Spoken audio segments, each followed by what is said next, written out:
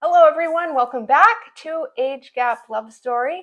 This is a podcast and YouTube channel, and we are a married couple with a 32-and-a-half-year age difference, and we're so happy you're here. We had a little bit of a delay because our intention is to post every other week, and I think it's been about a month at this point, and so we apologize. We're going to catch you up with what has been going on, and then we're also going to do I guess we're going to call it Ask Us Anything.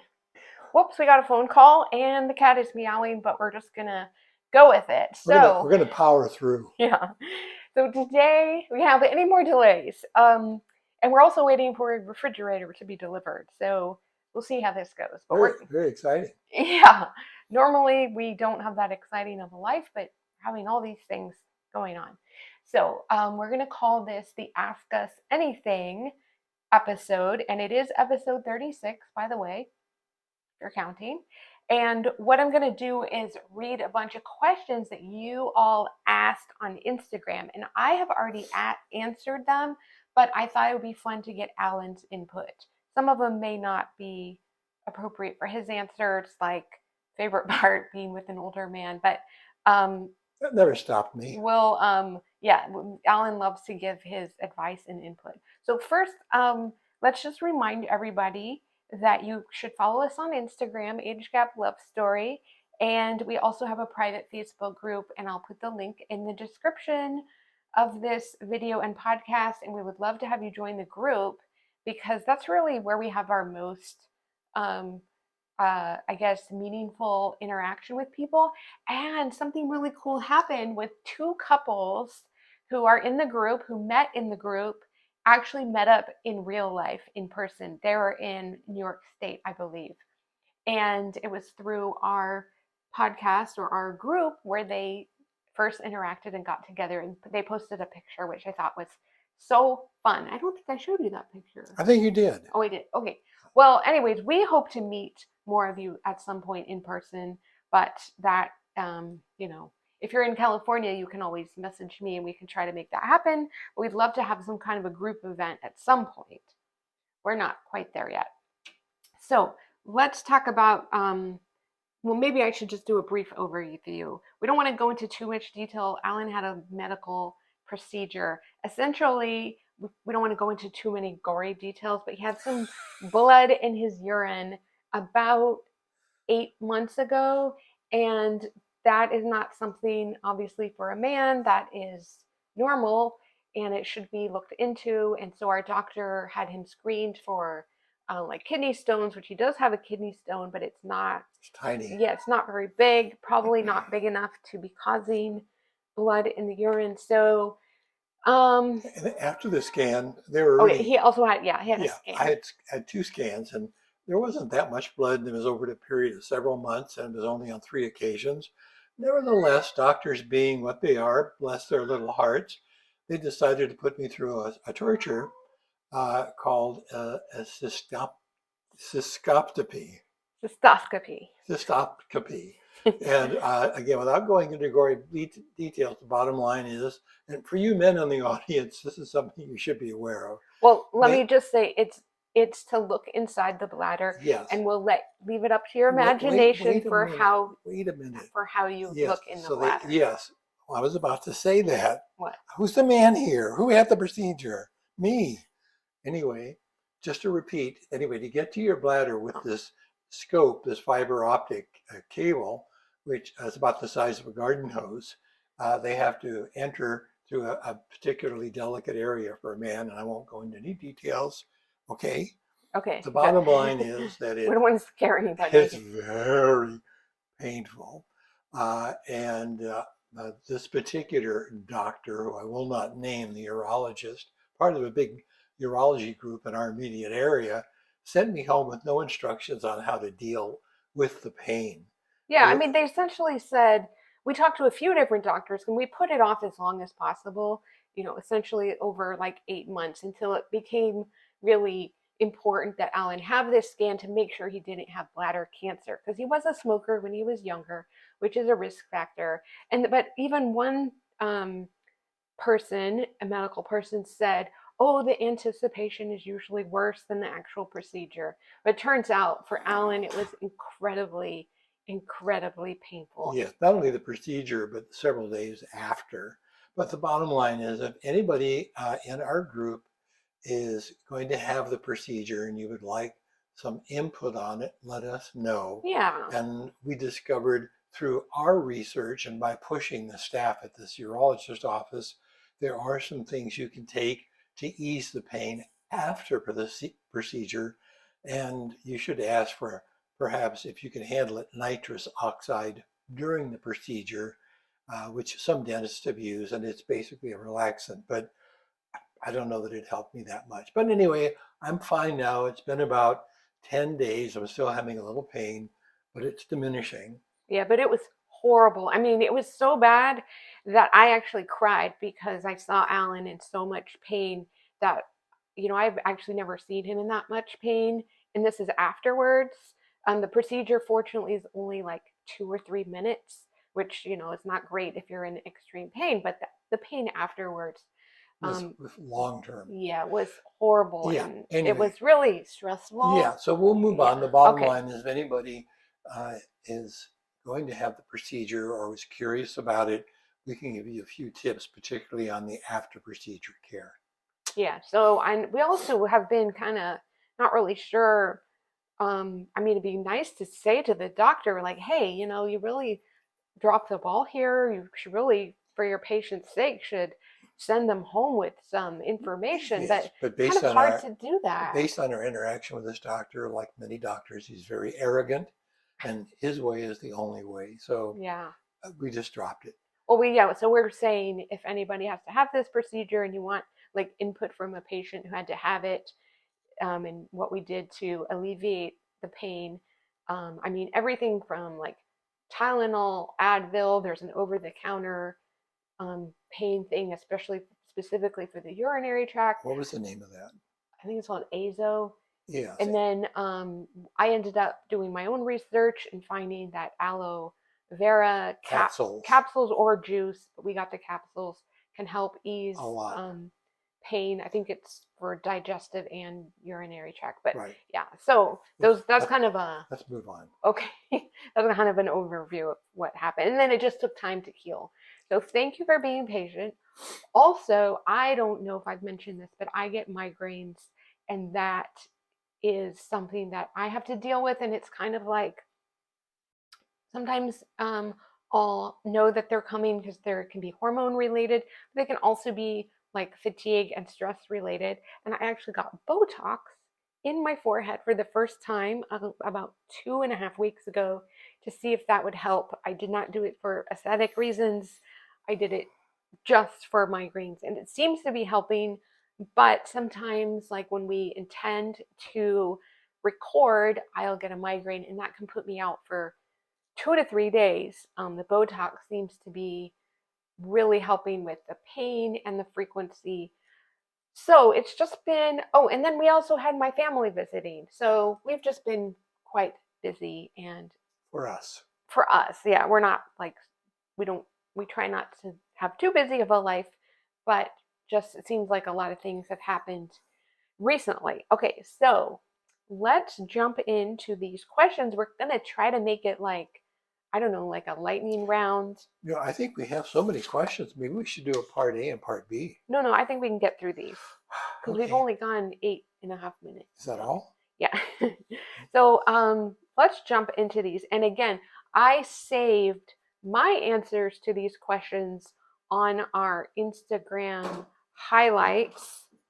And I think it's called Ask Us Anything. So if you want to hear my answers. So I think I'll skip the part about favorite part being with an older man and worst part being with an older man because I did answer that on Instagram. Is there a worst part? Maybe I should say favorite part with being with an older woman so you could answer. Favorite part being with a younger woman. How long do you have? Just no, this is lightning, so you have to give a quick answer. Oh. Favorite part being with a younger woman. Well, let me think. Because I am in good condition for an 80-year-old, and have a lot of energy. Um, Even when I first met Carrie in my 50s, I find that younger women have more energy. Also, they have a brighter outlook on life than many women that were my age. So energy, positive outlook.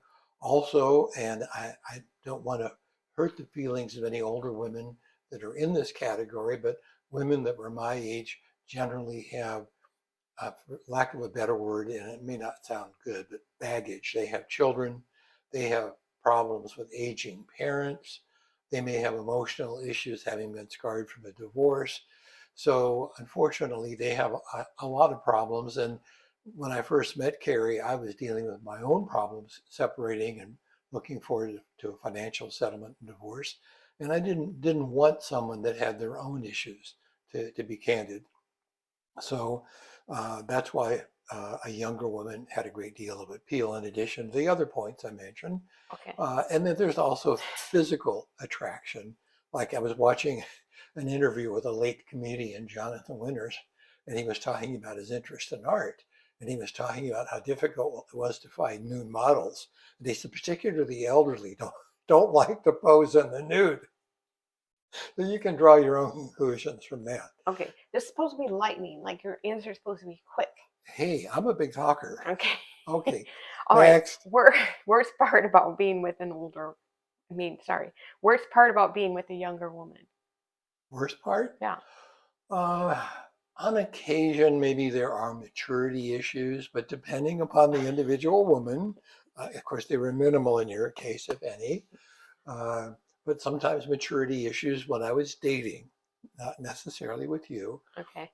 maturity issues, and also a lack of interest in some of the things where I had an interest, like old movies and music that was somewhat dated. And but there really weren't. I mean, if you are selective in your dating and you sort of go through the weeding out process, you generally, hopefully, eventually, maybe after a lot of effort, will find someone who's in sync, and so you minimize the downside.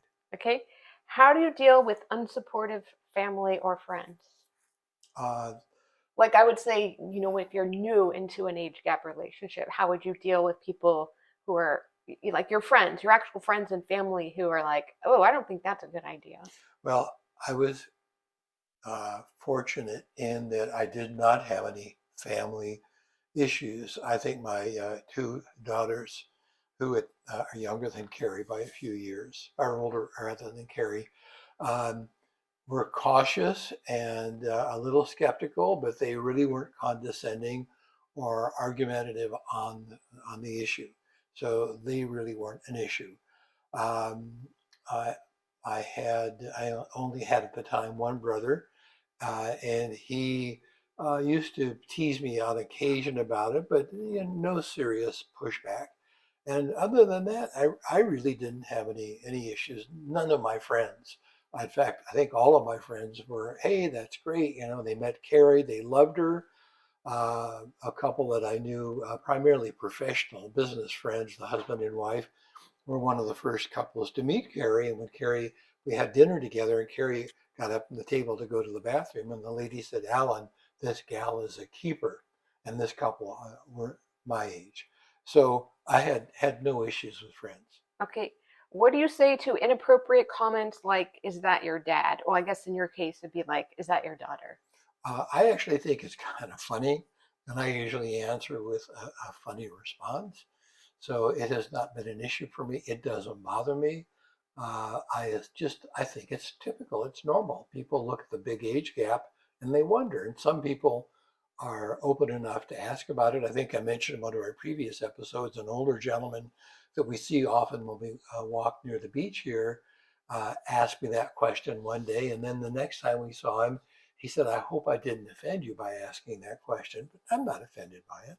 Okay. Do you have any recommended reading for age gap couples? No. Okay. Are you concerned? Oh, well, I would recommend our blog as far as listening. yeah. Well, our probably our previous videos. Yes. Let's see. Somebody asked me if I was concerned about losing my partner. So I don't know if that would really apply to you. So we'll skip that one because I answered that on our Instagram. Okay, somebody asked what changes they should anticipate in regards to love life specifically. So without being anything that would get our video, marked inappropriate. I would just say that be prepared for the fact that things change with time from the standpoint of libido or interest in sex. And I think that's true of both partners, both the younger one and the older one, depending on their specific age and physical makeup. So I think it's like anything else. You have to make time for it. You have to make an effort. You have to enjoy it. Uh, and that's about it. Okay, good. Tips for working through conflicts or disagreements. Well, I'd say first and foremost, you are going to have conflicts and disagreements. The point is to try to minimize them. And then the second point is to try to negotiate and resolve them. And don't let them continue on. I heard somebody say years ago, don't go to bed angry with your partner. I think that's the best advice. Probably in a disagreement, each of you has a point, and you have to appreciate the other person's point, and hopefully they'll appreciate yours, and you'll come to a middle ground, and you'll give a little, and your partner will give a little, or one will say, "Gee, maybe I misunderstood you." So the bottom line is, you have to work it out. Okay. If you don't, and if you decide to cast aside that partner for that reason, you're going to have the same issues with the next partner. It's never going to be perfect. You just have to, adapt and survive. Okay. Um, were you afraid of our big age difference when we first met? No. Okay. Let's see. What would you say to an age gap couple? I'm guessing this is a age gap couple with a man and a younger woman, and she asked, "How would you deal with the ex-wife who thinks that I stole him?" So I'm not really sure of those circumstances. I guess what would be your advice to a younger partner has to deal with the older partner's ex? Well, first and foremost, it's the husband's responsibility to put the ex-wife in a position where she doesn't ruin the current or any future relationships. He has to contain her, and that takes some grit. So the husband has to tell the ex-wife, look, we'll negotiate a settlement. We'll deal with the kids as far as any custody issues and time spent with them, but you're not in my current life. And you can say that in a nice way, not to be mean or disrespectful of the years you spent with your ex-wife, particularly if she's the mother of your children. But you cannot let her ruin your future relationships. So it's not the new wife's or new girlfriend, so to speak, issue. It's the husband's issue. And if the husband doesn't have the grit to step up and put the wife in place, then if I were the girlfriend, I'd look somewhere else, because you're always going to have issues with a wimpy husband. I mean, that's my feeling. Okay. The ex-wife should have no impact. It's going to be, if there's child support and spousal support or alimony, that should be the biggest impact that ex-spouse is going to have on your relationship. And that's going to be an anchor around the husband's neck for a long time financially. But as far as emotional or being in your romantic life, no. Okay. We have three more questions. And I just also wanted to mention in regards to that last question, I mean, if there are young children involved, I think the new girlfriend, may have to deal with the ex if there's young children, because then, anyways, it can get complicated. Yeah, that's a psychologist or counselor's responsibility, because that's Yeah. a complex issue. Right. Yeah. Anytime dealing with children does make it more complicated, and we'd probably say, because that's a good point, Carrie, because many cases, I'm sure, out there where the ex-wife has poisoned the children against the departed spouse and his new romance. or not even that, but just issues of like care and raising children and, like Right, transferring them back and forth between homes. There's going right, to be some right. interaction. And if you're the new person in that man or woman's life, and there are children involved, you have to realize that that's a really complicated issue that, as Carrie points out, you're going to have to deal with in some ways if you're going to have part-time custody of those kids, even for a weekend a month. So, and if that's something you can't deal with, again, you have to look somewhere else. Okay. So we have three more questions, I think, then we can wrap it up. Wrap it up. So somebody asked, how do you deal with him being set in his ways? And Alan, when I first read this to Alan, he thought the person was asking, how do I deal with you being set in your ways? But I think the question is, in general, how does the younger partner deal with the older partner, whether it's male or female? Just an older person in general, maybe being more set in their ways. Am I set in my way? See, you always get so defensive. In a good way. No, but I think that it's natural. So this is how I answered it on Instagram. I said, I think it's natural as you get older, you start to develop habits and preferences. And so, it might be harder if somebody comes in your life and all of a sudden is like, I want to whatever, and it changes your whole thing. Yes, So, yes, and I am set in ways. I'm sure all of us are, but I try not to be petty from the get-go. Like, for example, sharing a bathroom. Please don't leave your toothpaste out on the counter. Put it in the drawer. That stuff. That we never had issues over little things like well, that's not true. Because you asked me if I could put the toilet paper over instead of under, which I never ever paid attention to how I put the toilet paper on the roll. that. Yes, but the point is, I asked. I didn't tell you. So anyway, And that's a good. if I had said I wanted to go under, would you be willing to adapt? You have your own bathroom now, so it doesn't matter.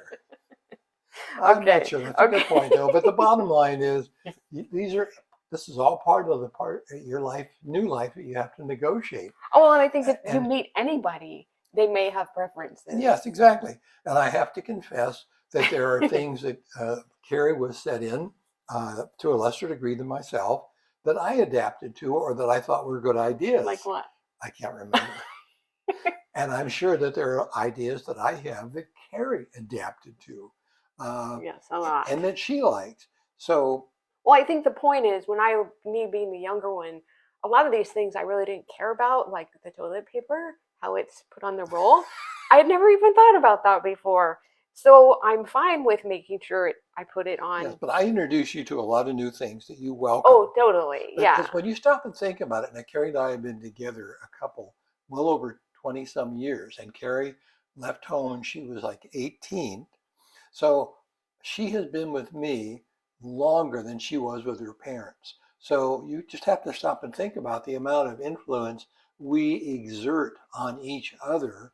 And because I'm so much older, I've had many experiences in life Yeah. that Carrie hasn't had. And I benefited from. Yes, and many of those things she's taken in and welcomed and adapted to and learned from. And again, I've learned some things from Carrie, many things.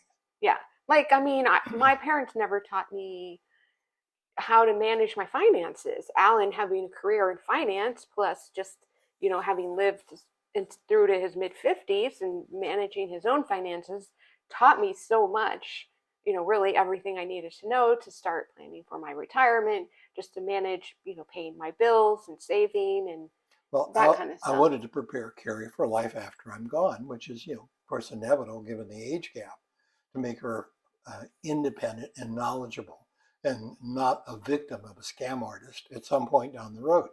Or just not having any knowledge, because again, my parents never taught me or showed me. I mean, a lot has changed. Like now everything's online, and it wasn't like that when I was growing up. But anyway, so okay, I think that's a good answer. So essentially, you have to, like with anything, it's just all about working together and figuring out, how to make each other happy.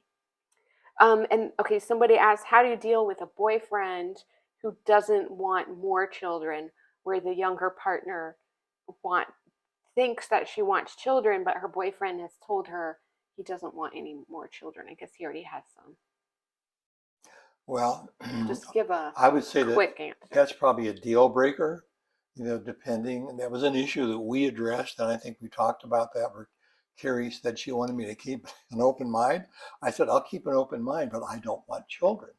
And More children. more children. And Carrie accepted that and thought I assumed that she could convince me if she was really adamant about having children that she could swing me over. And if not, then that was before we were married, that she would then pull the plug. So I would say it could definitely be a deal breaker because that's a really significant part of somebody's life, having children. Yeah, and we do have a whole video on that. And I answered this question, as I mentioned, on my Instagram. But if you haven't seen that and you're just curious, the bottom line is I just thought I wanted children just because that's kind of what women are kind of taught in our society. But for me, it wasn't a deal breaker for Alan to say no because I was really like on the fence. And I will say that now, me being on my late 40s, I really have no regrets because I have seen a lot of my friends have children, and I think it is just one of many life choices that you make that has positive and negative consequences. So it's a big deal. deal. Yeah, it's actually one of the biggest decisions you can ever make, and it's, from my perspective, it's not all wonderful, it's not all terrible, but and the worst of all circumstances. Wait, I just want to say, by me not having children, it opened up other doors. So I'm happy with my decision. Yeah, and the worst of all circumstances is, and I think this happens on occasion, where the female partner that wants children um, allows herself to get pregnant and then confronts her spouse or partner, I should say, well, I am pregnant, that decision's already been made. So let's move forward and now we're going to have a family. That is bad situation. Well, and it takes two. I think a man knows how a baby gets made. So if he doesn't want children, then he shouldn't put himself in that situation. That's true, but a lot of men you know depend. What I mean. Yeah, I know, but a lot of men depend on the women for the contraception. I'm not saying it's fair, but they rely on the woman to do that. Well, that's not fair. Yeah, and I'm not arguing that. It's ignorant as well. Yes. If you really know you don't want children. There are a lot of ignorant people out there. Okay. Not anybody in our age group, though. You guys yeah. are all Well, yeah. smart. I don't think women should manipulate a man like that because I personally think it. Now, there are a lot of other ways women manipulate men. And men manipulate women. You think so? Okay, let's move on. Goodness. Okay, last question. Somebody asked, how do you deal with the aging issue, like when the older partner starts to have issues like health issues, memory issues, just maybe decreased energy? So I think they were asking me, but I would like to know your thoughts on that. I would say the bottom line is you have to be prepared for that. It will happen. It happens even when couples are the same age. We know so many couples where the husband has got a bad back problem or the wife has issues with breast cancer or other medical issues. I mean, it happens even if you're the same age. And when one partner is much older, those issues are amplified and they happen sooner. So if you're not prepared to deal with them, and particularly if you don't have the financial wherewithal between the two of you to cover the financial drain or loss of income from one partner becoming weaker or ill over a long issue, be very cautious about going forward because it is an added responsibility, a big one. And there are things you can do preventively, like getting long-term health insurance, making sure you do have quality health insurance, taking care of yourself, of course, is a really big one.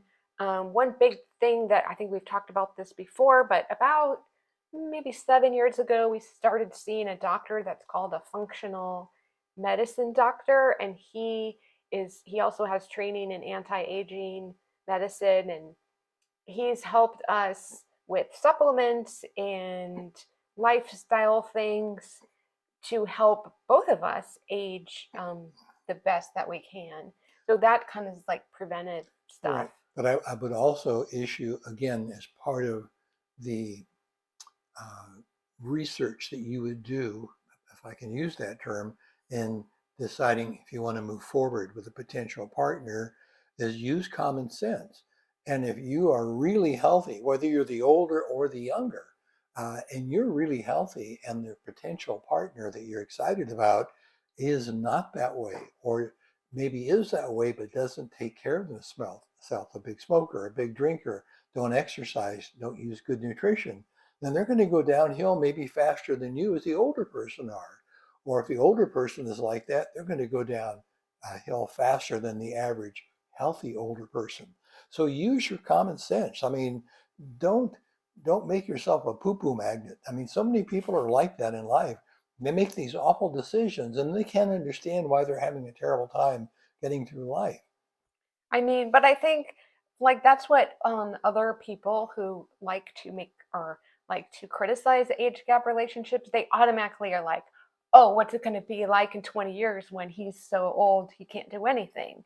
They like to use that against you. And I think my answer is more like, well, first of all, when you love somebody, like that's also like a marriage vow, right? In sickness and in health. Um, so like Alan said, no matter the age, there can be health issues where if you love each other, you're gonna help each other and care for your sick partner. But also, I guess my answer to that question is just more about trying to do the best you can so you age as well as you can, understanding like Alan and I talk about, he's 80 now. We talk about like if we're gonna go on a big trip to Europe, we'd rather do it. I mean, we have traveled more in the past than we do now. And Alan's, like we're not going to plan a trip. We're not going to be planning a trip when he's 90 or 95, likely. Or if we Don't did, be so sure. If we did, we would adapt the trip so that it was easier, to handle like issues of mobility and stuff like that. Yes, So we would definitely cut back on the rock climbing.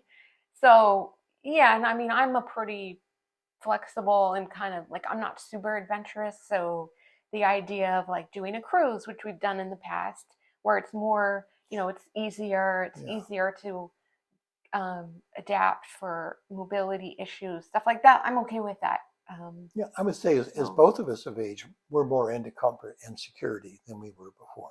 And as far as like memory stuff, I know Alan, as you've gotten older, you've been really good about making notes for yourself. Like you write down processes for how to do things. I know you do some of it for my benefit. If I have to like take care of something in the future by myself, like something to do with our finances or taking care of the house, something kind of mechanical or whatever. Right, we have notes all over. Yeah. But it's not so much because I have forgotten, but it's in case I do begin to forget. And also for Carrie's benefit, if I'm not around, so she'll know what goes where or how to do this or how to do that. But I'd say my memory is actually pretty good for an old coot. Oh no, it's really good actually. But yeah, I think if that changes, going forward, I don't know, I guess we'll figure out more ways to adapt. And I guess that's the answer is you Adapt and survive. Yeah. But was it a concern when I was 22 and you were 55? Definitely. And I think we've talked about that. And that's when we purchased the long-term care insurance for you, because I did have a grandfather who had a debilitating stroke. And my grandmother and their insurance basically had to care for him, for like 10 years after the stroke. But the cat's getting antsy. Here's his little ears. And I think we answered all the questions. Ooh, I wanted to show the kitty. Yeah, that's not how you do it. No. So we're going to sign off now. And thank you so much for watching. And this is the troublemaker right here. Yeah, this is the troublemaker. Okay, so that's it, everybody. Thank you so much for watching, and we'll see you next time. Bye. Bye-bye.